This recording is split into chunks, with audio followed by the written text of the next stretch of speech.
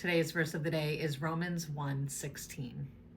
For I am not ashamed of the gospel, for it is the power of God for salvation to everyone who believes, to the Jew first and also to the Greek.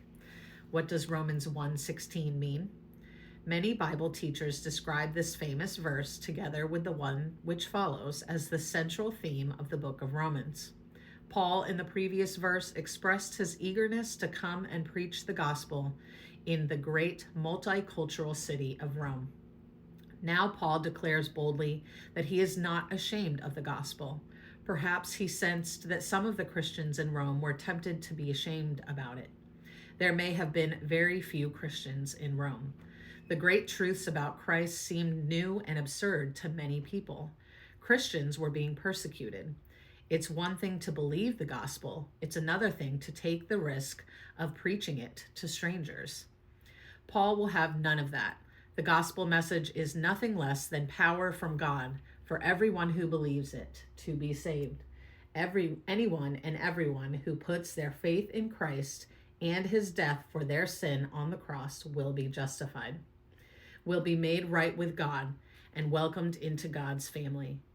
If that is all true and Paul had staked his life on it, then what is there to be ashamed of? Paul continues that this salvation from God by faith in Christ is for the Jew first and also for the Greek.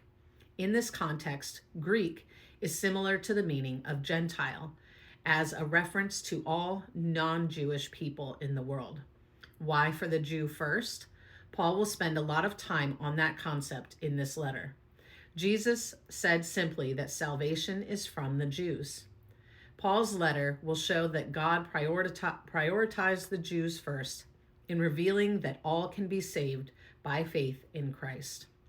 Though they rejected that message as a nation, many Jewish people did indeed trust in Christ for their salvation, starting with Jesus's 12 Jewish disciples.